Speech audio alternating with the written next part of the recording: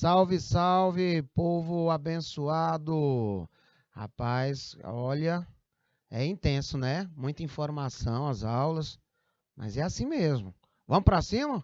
Segundo momento da nossa aula, agora vamos juntinhos até 18 horas e 20 minutos.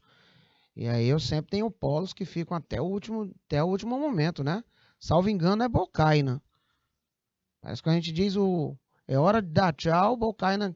Tchau, professor, tchau todo mundo. Então, deixar aqui é, bem relatado, né? Bocaina, eu me recordo, é Bocaina.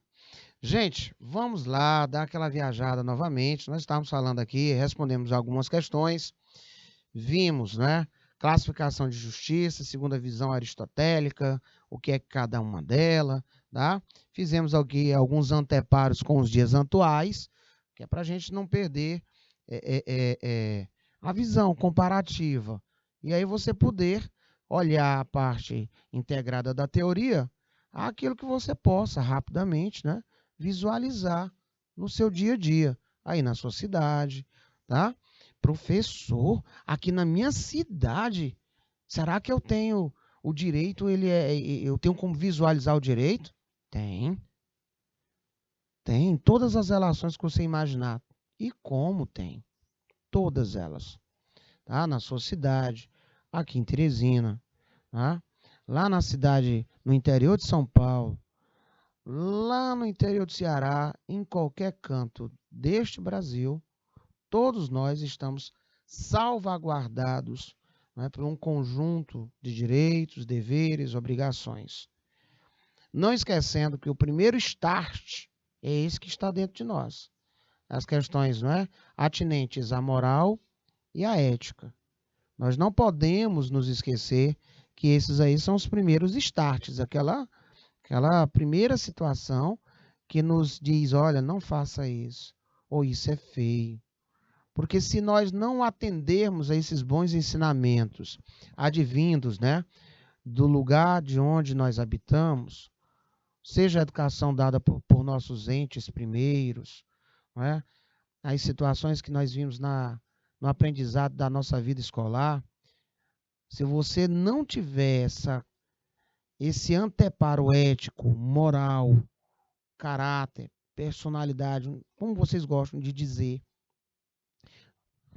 aí vai chegar um momento que você vai ultrapassar uma limítrofe jurídica e ali você sabe que há diferenças gritantes entre os dois, né? E aí é muito importante eu sempre colocar isso para vocês, porque os dois eles têm particularidades bem interessantes e é bom sempre ter. Uma das primeiras que nós vimos foi a questão da coercibilidade e o outro ser incoercível.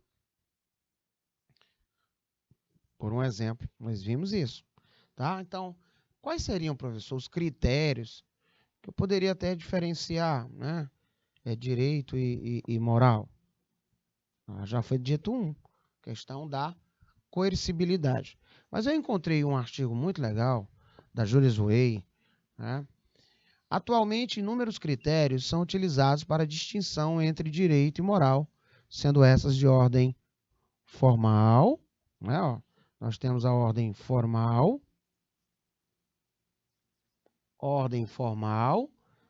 e material. Então, você tem formal e material, que diz respeito ao conteúdo. No ponto de vista formal, vai colocando aí, o direito ele é bilateral, enquanto moral é unilateral. Essa distinção, gente, ela relaciona-se ao fato de que o direito, ao conceder direitos, né? Direitos, da mesma forma impõe obrigações, sendo, pois, uma via de mão dupla. E é por isso que eu fiz aquele convite para vocês lembrarem das palavras law e right. Law, lei, e right, direito. Tá? A nossa palavra direito, ela comporta essas visões. Então, eu tenho uma mão dupla. Até aqui estamos ok? Já a moral, gente, Suas regras são simplificadas, impondo tão somente deveres. E o que se espera dos indivíduos é a obediência às suas regras. Não tem esse negócio de vou cobrar, porque eu joguei bem aqui um lixo fora, eu cobro de mim mesmo. Professor, sinceramente, você jogou um lixo bem ali fora, isso foi, né, vai de encontro à moralidade, é de encontro ao posicionamento ético. Mas entenda, isso é aqui dentro. Agora, nós temos vários momentos onde se verificam, né, normas, onde eu tenho até penalidades para quem joga lixo em locais inadequados. Muito boa tarde, ilustríssimos de São Gonçalo 4. Olha ali, meu diretor, não falei, ó? São Gonçalo 4. Muito boa tarde. Eu estava agora há pouco falando com a Silmara Mendes. Silmara, o São Gonçalo 4 que eu me refiro é da Escola Estadual Francisco Nunes? É o mesmo polo? Muito bem, coloca aí para eu. Às vezes a gente fala de polo diferente, né? Aí vamos lá. Exterioridade do direito, aquilo que eu estava terminando de dizer para vocês, jovens, e interioridade da moral. Por essa distinção, entende-se que o direito, ele é externo, por se ocupar das atitudes externalizadas dos indivíduos, não devendo se atuar no campo da consciência, não é? No campo da consciência, somente quando necessário para averiguar determinada conduta. Já a moral se destina a influenciar diretamente a consciência do indivíduo, de forma a evitar que as condutas incorretas sejam externalizadas. Eu não vou fazer isso porque eu sei que isso é feio. Não tem como a gente diz isso? Não vou fazer isso não, isso é ridículo. Tá? Eu estou evitando através da consciência que algo seja externalizado. Professor, e quando externaliza? Aí entra o lado, né, dupla face, o coercível. É aquilo que nós vimos lá no que chamamos de força do direito, que alguns autores não concordam com isso. Ah, então agora ficou legalzinho, professor. Tá valendo. Então eu sei que é direito, bilateral atributivo, eu sei que moral é unilateral. Né? Eu sei que eu tenho que externalizar, o outro ele já operaciona na consciência para evitar esse externalizar. E é através dessa operacionalidade que eu consigo antever certas condutas, mas está ali no direito, posto. Né? Está ali o comportamento que não possa ser operacionado, porque ele vai me gerar, né, essa força do direito, como alguns gostam de dizer, e que outros não defendem essa mesma ideia. Muito bem, venham aqui comigo, por gentileza. De forma a evitar que essas condutas incorretas sejam externalizadas. E quando forem, olha lá, deverá ser objeto de análise somente para aferir a intenção do indivíduo. Certinho? Vale dizer que esse critério não atingiria a moral social. Autonomia e heteronomia. Ou heteronomia. Rapaz, esse nome sempre me atrapalha, porque quando eu estou ministrando aula de espanhol, nós temos as palavras heterogenéricas, heterotônicas, e isso me dá um nó aqui na língua, mas saiu. Então, autonomia e heteronomia. Na moral, gente, a adesão às regras se dá de forma autônoma. Sou eu, por mim mesmo, eu vou fazer isso. Porque eu vou ser aceito na sociedade, porque eu vou me sentir bem, tá? Gente, está dando certo vocês acompanharem essa linha de raciocínio? Eu estou querendo tirar todo o peso, tá? e deixar assim bem próximo do nosso dia a dia. Porque se você conseguir entender isso, tá show. Você consegue responder qualquer questão de prova dentro dessa concepção que eu estou colocando aqui para vocês. Ou seja, o indivíduo tem a opção de querer ou não aceitar aquelas regras. É, portanto, um querer espontâneo, a espontaneidade. Importante registrar que esse critério também não atinge a moral social. Já com o direito, não, meu povo. O direito, ele ocorre de forma diversa, pois o indivíduo ele se submete a uma vontade maior alheia dele. Ah, vocês lembram quando eu coloquei o meu som no meu sextou? Acho que foi na sexta-feira atrasada que nós estávamos tendo umas aulas, né? E aí eu disse para vocês, hoje sextou, estou indo para minha Nath Caverna, vou colocar o meu Peter Tosh no volume 180. E aí deu 3 horas da manhã, volume 180.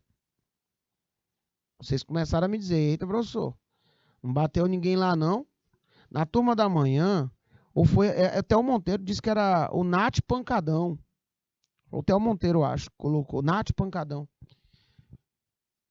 Vocês perceberam que faltou todo um compromisso ético-moral, faltou toda uma educação, faltou todo um comportamento em que a sociedade absorve facilmente. Um comportamento urbânico. Professor, mas o senhor estava no seu direito, era o seu sextor, você estava dentro da sua night, né? Você estava dentro da sua house, da sua Nath Caverna, ouvindo seu Peter Tosh no volume 180. Mas o meu direito, ele termina onde começa o do outro. Tá? A partir desse momento, eu ultrapassei limítrofes. E aí eu sei que tem uma contrapartida nesse ultrapassar. Só que eu dei sorte. Os meus vizinhos, todos eles muito bem educados, ligaram para o síndico. Né? O síndico veio lá. Ô, Nateuzinho, meu filho.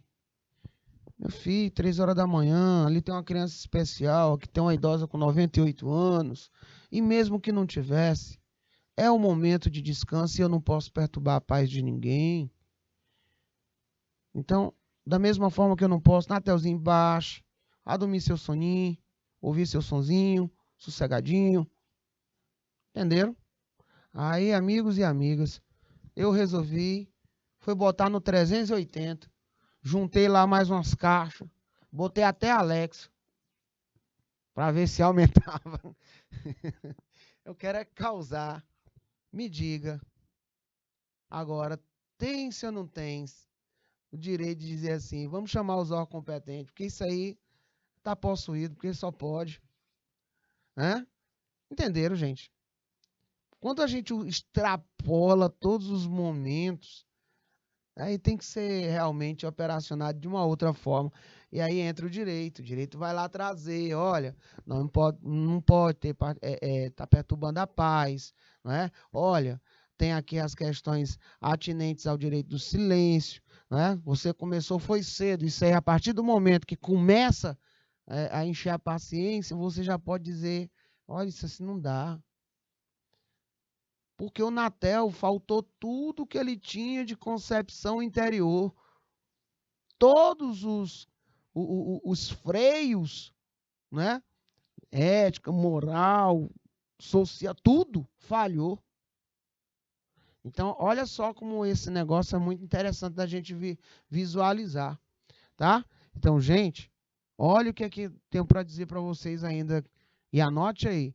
No slide 38, ele diz que no que diz respeito a conteúdo, que é o lado material, os objetivos do direito e os objetivos da moral, eles são diferentes.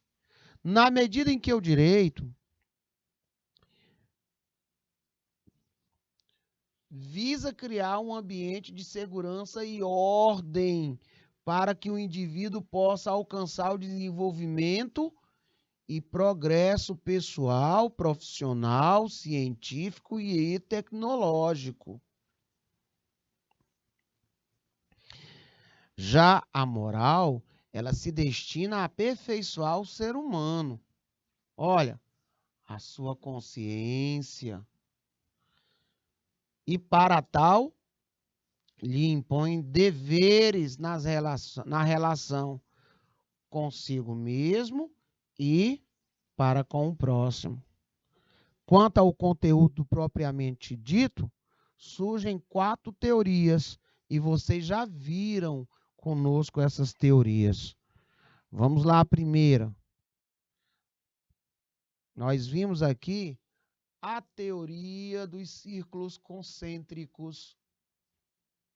Olha, professor, da semana atrasada esse conteúdo. Exatamente. Viu como eles ficam aparecendo? Então, teoria dos círculos concêntricos.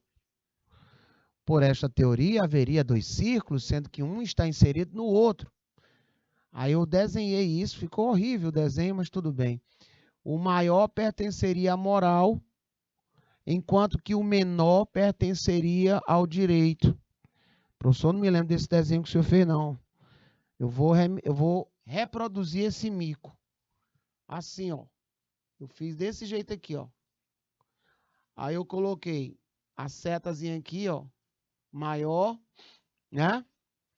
E coloquei a seta aqui no menor. Nesse menorzinho, vocês estão vendo aí? Nesse menorzinho é o direito. Lá no maior, no gigante lá, ele diz que isso aqui é a moral. E nós justificamos o porquê que isso existe. Tá? Isso significa que moral é maior do que o direito e que o direito dela faz parte e que direito se subordina às regras morais. Na sequência, nós visualizamos a teoria dos círculos secantes. Querem ver outro dia que nós vimos isso? Nós vimos isso no dia da advocacia, no dia do estudante, no dia do advogado. Por essa teoria dos círculos secantes, haveria 2 círculos que se cruzam até um determinado ponto apenas. Isso significa que direito e moral possuem um ponto comum, sobre o qual ambos têm competência para atuar, mas deverá haver uma área delimitada e particular para cada um, pois há assuntos que um não poderá interferir na esfera do outro. Vamos lá novamente. Aí vamos lembrar da visão kelseniana. Aquele, gente, lá da questão piramidal, onde nós vimos que é a hierarquia das leis, lembram? Para Kelsen, o direito ele é autônomo. E a validade de suas normas nada tem a ver com as regras morais. Para ele, haveria 2 grandes círculos totalmente independentes um do outro. E, por fim, nós vimos teoria do mínimo ético. Teoria do mínimo ético diz que deveria conter menor número possível de regras morais. Somente aquelas que forem indispensáveis ao equilíbrio das relações.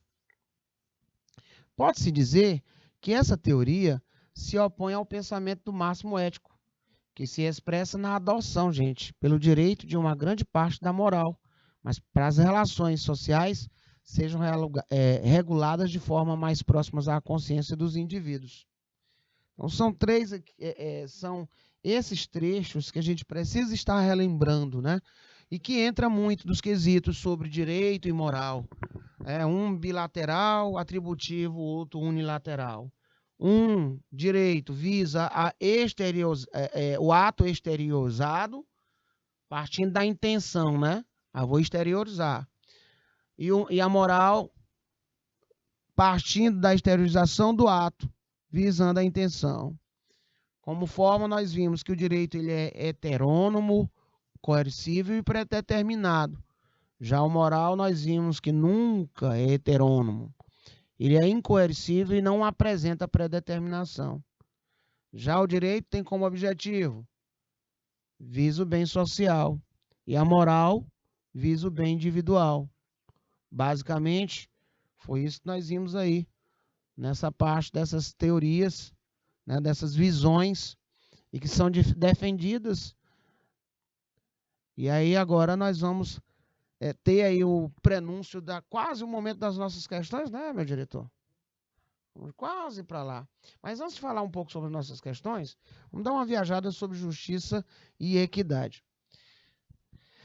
A equidade em Aristóteles, ela é relacionada à justiça, sendo essa última considerada pelo filósofo como a principal das virtudes, visto que se manifesta na relação com o próximo, por meio de práticas reiteradas de ações justas. Assim é necessário ter-se a teoria aristotélica da ética, bem como sua teoria das virtudes e da justiça. Senhores, virtude, ele diz que é o ponto-chave de toda a teoria da ética em Aristóteles. Partindo do conceito de teleologia, onde nós temos, no sentido de que todas as formas existentes tendem a uma finalidade, telos. Nessa linha, toda a ação, todo o propósito visa um bem, entendendo-se por bem aquilo a que todas as coisas visam. Essa é uma parte muito interessante. Então, olha lá. Nas palavras de Aristóteles, a justiça é a forma perfeita de excelência moral, porque ela é a prática efetiva da excelência moral perfeita. Ela é perfeita porque as pessoas possuem o sentimento de justiça e podem praticá-la, não somente as mesmas, tá? Como também em relação ao próximo. Só para finalizar, a ideia de justiça para Aristóteles, já que nós tocamos na justiça. Para Aristóteles, o homem é um animal político, sendo assim, não vive separado da polis.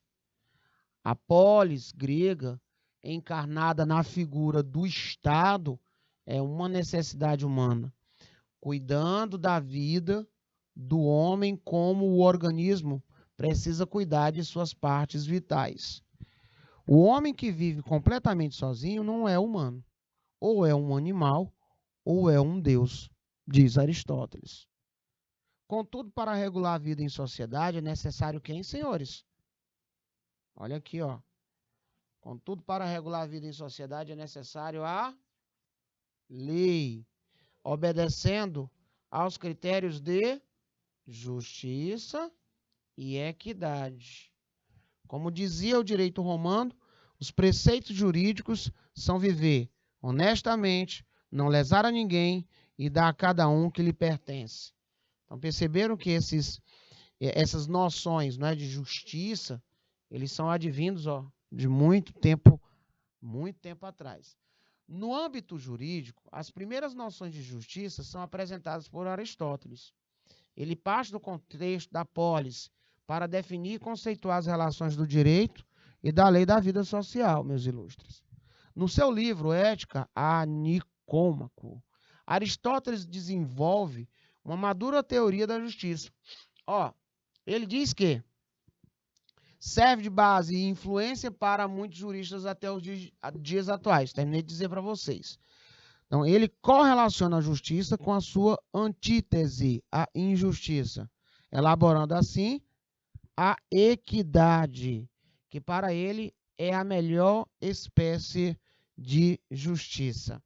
Eu não sei se os senhores lembram, mas nós falamos em muitos momentos sobre o que é equidade. Nós, inclusive, já respondemos muitas questões envolvendo essa noção. Tá? Cuidado, quando se falar em equidade lá na nossa prova, tem lá uma situação que ela vai dizer que somente é permitido usar, né? Fazer uso dessa visão da equidade quando tiver previsibilidade em lei. Isso nós vimos lá em Fontes do Direito, Princípios Gerais do Direito. Estou sempre tocando nos mesmos pontos. Certinho? Finalizando aqui para nós começarmos um pouquinho o nosso hora de praticar, Aristóteles entende o princípio da igualdade através de duas formas fundamentais: da justiça como virtude geral e da justiça como virtude especial. Olha aqui o que terminamos de ver na aula. A segunda, originando a justiça distributiva e a corretiva. Né? E essa, por sua vez, subdividida em justiça comutativa e justiça judicial. Então, ele deu esses primeiros passos. Dejinha, Escola Álvaro Rodrigues, assistindo agora pelo YouTube, seja muito bem-vindo. Tá? Então, nós vamos agora responder algumas questões. Quero ver aí quem são os alunos participantes. Na aula de amanhã, eu sempre faço, né, um revisitar da aula de hoje, aí respondendo mais questões, aí continuamos com esse conteúdo, e aí questões e mais questões para vocês treinarem aqui com a gente, ok?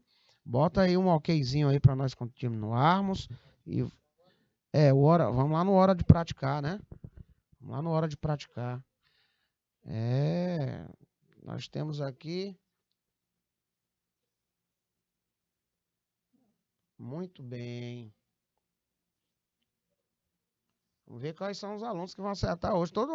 Toda aula aí eu tenho, toda semana eu tenho aí um aluno ou o polo que é muito participante. Vamos ver aí quem é que vai nos dar o ar da graça. Tá? Gente, essa primeira questão, ela é uma questão um tanto quanto grande, tem que ter uma leitura com muita calma. Considerando as relações entre direito e moral, olha aí, primeiro item, né? Ele pede, as relações entre direito e moral. Assinale a opção correta. Mediante o exposto, eu gostaria que vocês fizessem uma leitura com bastante calma e me dissesse aí, né, qual desses itens aí você marcaria, tá? Que possa ser considerado como verídico. Para tanto, eu vou pedir meu diretor ali que coloque 2 minutos na tela, porque a questão é um pouco grande.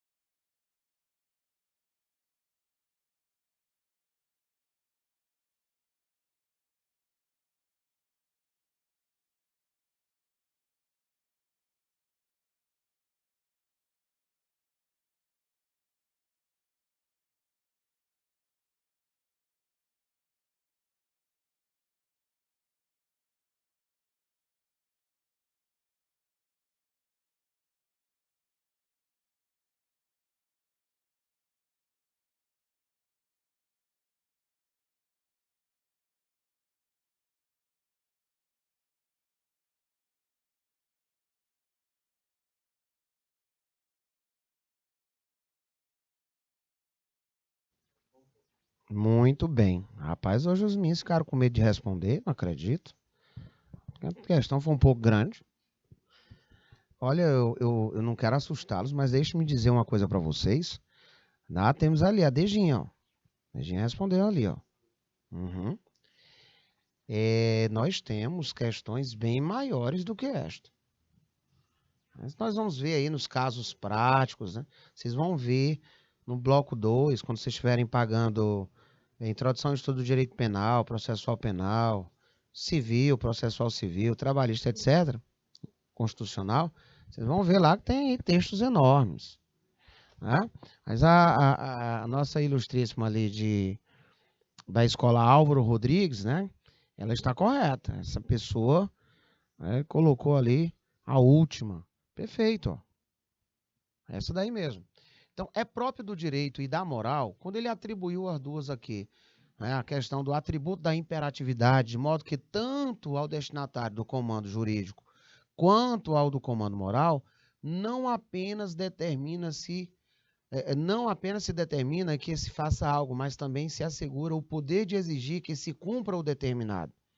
Senhores, poder de se exigir que se cumpra determinado vem da onde? Do pressuposto legal, tá? Eu não posso cumprir algo meu aqui de dentro das minhas concepções. Eu tenho a espontaneidade, eu tenho a opção de escolher sim ou não. A rigorosa tipicidade dos imperativos morais e jurídicos é uma exigência que permite que se obtenham respeito às pretensões e às prestações moral e juridicamente válidas. Perceberam? Novamente ele volta a mesclar as duas, colocando numa mesma régua, os justos. Tanto a moral quanto o direito se caracterizam pela espontaneidade. Não, porque é a moral, não é, que se caracteriza pela espontaneidade. O direito, através do seu sistema jurídico, ele está pouco, né, ó, a lei é essa e acabou. Então, você vai ter que ter uma contrapartida mediante a proporcionalidade do praticado. Tanto o campo jurídico quanto a esfera moral se caracterizam pela predeterminação. Não, nós vimos que o campo jurídico se caracteriza pela predeterminação, né? O direito, a moral não tem esta visão. A norma moral visa, de maneira imediata e prevalecente, o bem individual ou aos valores da pessoa. A norma jurídica, a seu turno, visa ao bem social ou aos valores de convivência. Perfeitamente acertado o nosso ilustríssimo representante, ou a nossa ilustríssima representante lá da escola Álvaro Rodrigues, assistindo pelo YouTube. Muito bem. Vamos lá. Novamente, um pouquinho grande, envolvendo outras linhas de raciocínio, coadunando com o que já foi justaposto em aulas anteriores. Nessa aula, inclusive, de hoje, eu já falei sobre isso para vocês. Vamos deixar aí 2 minutinhos para a leitura e sem o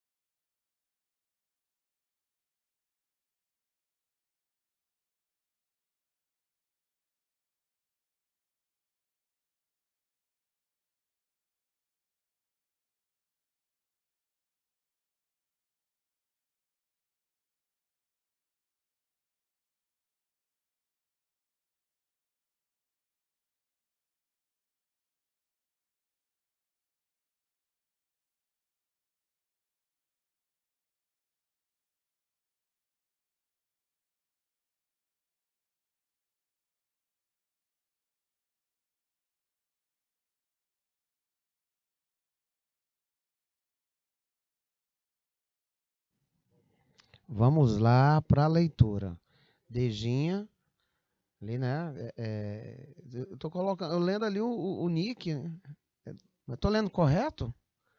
Aí a nossa ilustríssima, lá da escola Álvaro Rodrigues, eu tô lendo correto? É Dejinha mesmo? Tô lendo certo, né? Tá aqui o. Pronto, que eu fico com medo às vezes de estar errando na pessoa. Já para lendo errado. Então vamos lá. Ela colocou ali letra E, né? Dejacilda. Ok, tudo bem. Dejacilda. Muito bem. Ah, Dejacilda. Eu lembrei de você. É porque você está acompanhando agora pelo YouTube, né? Então vamos nós aqui. Suponha-se que exista, gente, um número grande de indivíduos em uma sociedade que necessitem alugar prédios para suas moradas. Ou seja, alugar casa, alugar moradia. Então tem um número grande. Então o que é que eu tenho? Demanda. Entretanto, tenho muita demanda e poucos lugares para serem alugados. Havendo aí muita demanda, poucos lugares. Então é certo que pela lei da oferta e da procura, os preços dos imóveis a serem locados tendem a se elevar. O que é que acontece? O que é que acontece? Tudo bom, Theo? O que é que acontece quando eu observo um fato acontecendo? Ele vai estar sendo visualizado pela questão do valor comportado na sociedade, e aí dispositiva-se algo para ter esta segurança, não é, de todos. De que forma, por exemplo, se assim não tivesse, nós teríamos um contrato com cláusulas abusivas. Nós teríamos aí aluguéis, não é, a serem colocados de qualquer valor, porque está tendo muita procura, pouca oferta, e por conta da lei da oferta e da procura, é óbvio, né? Quem segura esses rompantes de loucura entre essas relações é o direito. E aí surge, dentro, né, dessa perspectiva, a teoria tridimensional do direito, descrita por Miguel Reale, onde ele fala da sua trilogia, tá? Qual não se afasta a qualquer expressão da vida jurídica e é resumida, sintetizada pelo fato social, que foi a existência de uma demanda por aluguel de moradias e pouca oferta, gerando aí altos, não é, preços e que foram, olha, coibidos pela lei do inquilinato, por assim dizer. Tá? Então eu tenho o fato social, eu tenho o valor e eu tenho a norma, que é o direito, que é a lei do inquilinato, a norma jurídica.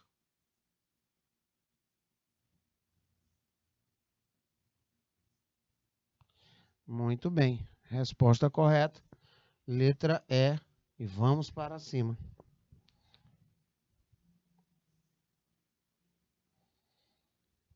Questão aí envolvendo o item de hermenêutica. 2 minutinhos da tela para a leitura.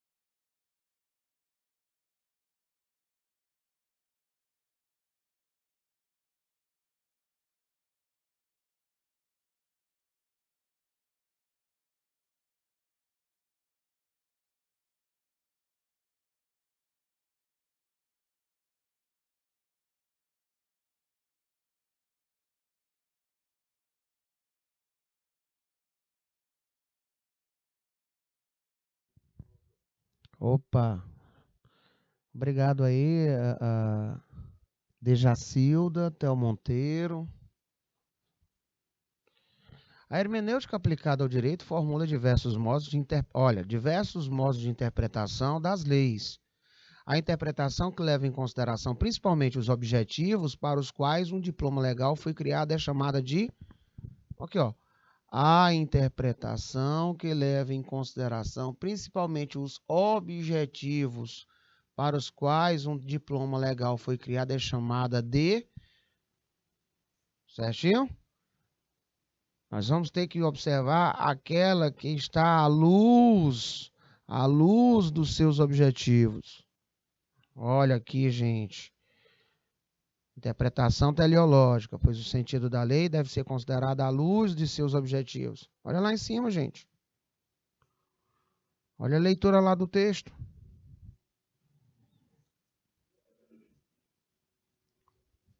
Bacana até aí? Uma trazendo com a outra, ó.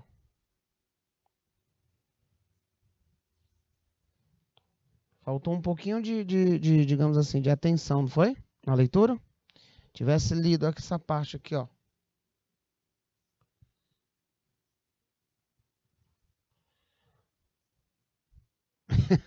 Mas acontece. Vamos tentar novamente.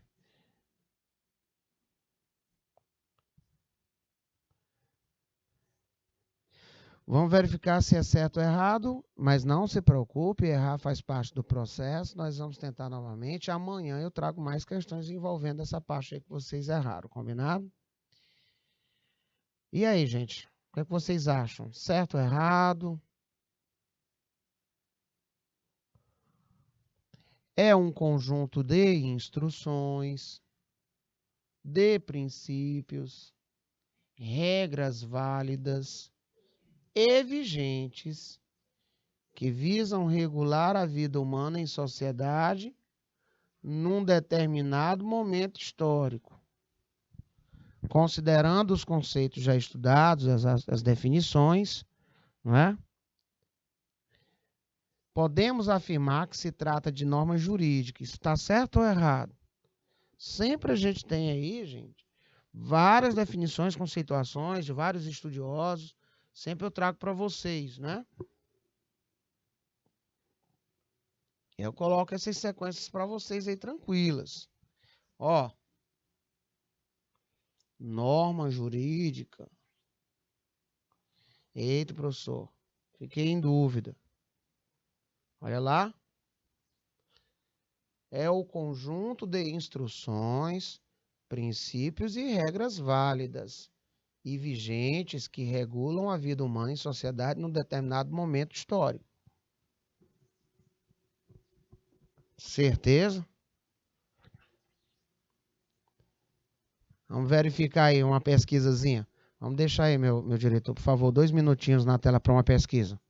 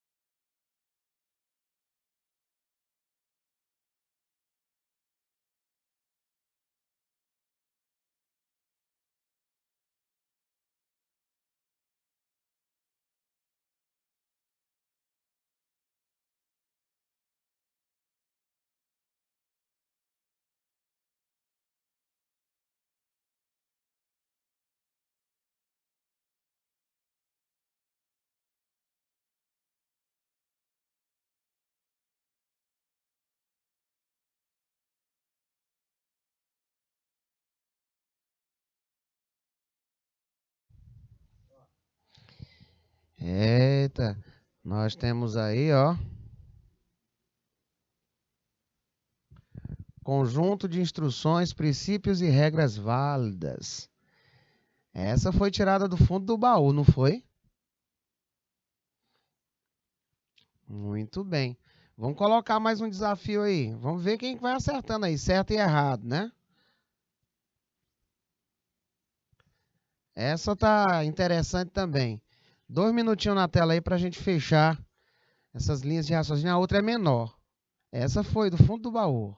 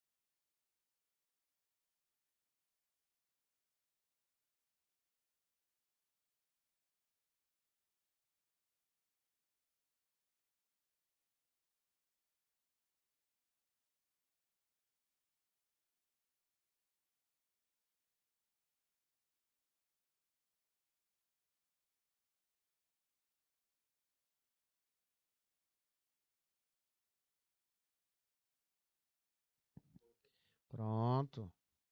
Nós vamos treinar mais outros modelos na aula de amanhã. Eu percebi ainda algumas dúvidas com relação à questão, né, norma, direito, leis. E a gente tem que treinar muito, sei que com certeza está em prova. Certo, Theo? Dejacilda, tá bom? E aí, ó, para quem estava em dúvida, olha aqui, nós estamos falando das normas, tá? Coloca aí, ó, as normas. Muito parecido aí. Theo, tu tinha até acertado ali em cima, né? Tá, e provavelmente nós vamos agora para a última. Fontes formais e fontes materiais. E aí? Será que nós temos agora certo e errado? Dê uma pesquisadinha aí nos nossos apontamentos. Se você tiver como ver aí na internet, tá? Fontes formais e fontes materiais. Vê se bate. Vamos deixar 1 minutinho na tela.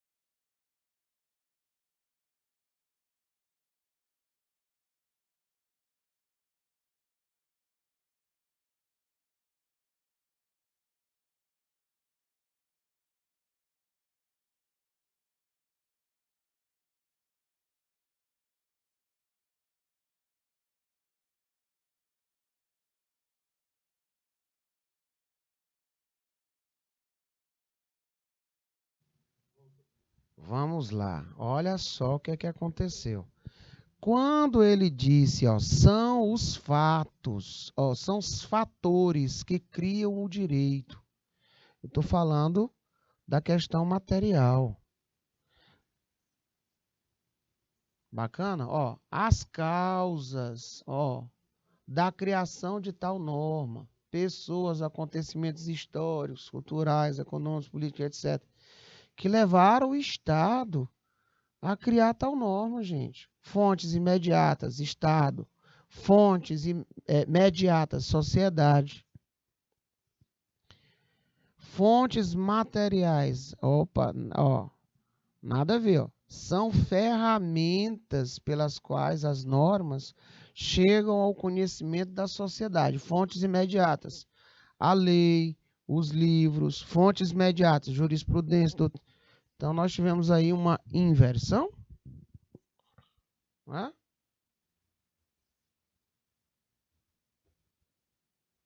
Bacana?